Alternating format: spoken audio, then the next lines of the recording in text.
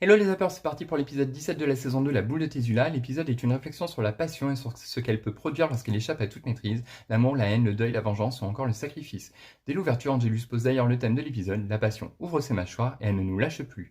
Angelus en devient l'incarnation la plus terrifiante, contrairement au monstre habituel, il ne cherche pas seulement à tuer, il comprend les émotions humaines et les retourne contre ceux qui les éprouvent.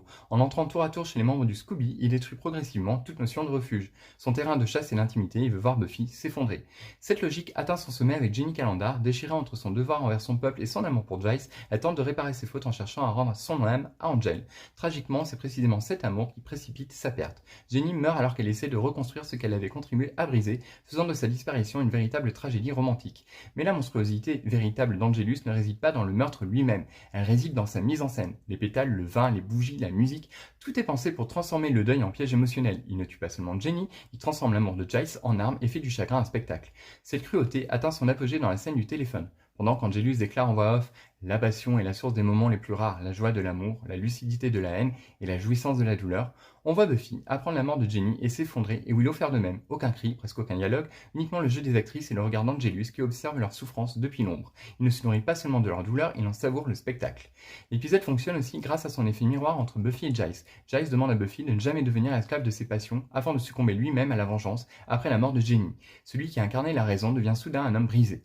Ce parallèle trouve sa conclusion lorsque Buffy le sauve des flammes et de sa vendetta aveugle. Lorsqu'il lui reproche d'être venu, Buffy le frappe avant de s'effondrer en larmes dans ses bras. « Vous ne pouvez pas me laisser seul, j'ai besoin de vous, dit-elle. » Cette étreinte inverse au rôle habituel. Pour une fois, ce n'est plus Giles qui protège Buffy, mais Buffy qui sauve son père de substitution. L'épisode n'oublie pourtant jamais son humanité, notamment à travers la discussion entre Buffy et Joyce. Derrière la teuse se cache toujours une adolescente vivant sa première rupture et incapable d'expliquer à sa mère le poids qu'elle porte. Mais la scène parle aussi de Joyce blessée et inquiète de voir sa fille lui échapper peu à peu. Lorsqu'elle lui dit « Tu essaies de m'écarter de ta vie, mais n'attends pas de moi que j'arrête de me faire du souci pour toi », elle exprime une peur universelle, celle d'un parent qui sent son enfant s'éloigner sans savoir comment le retenir.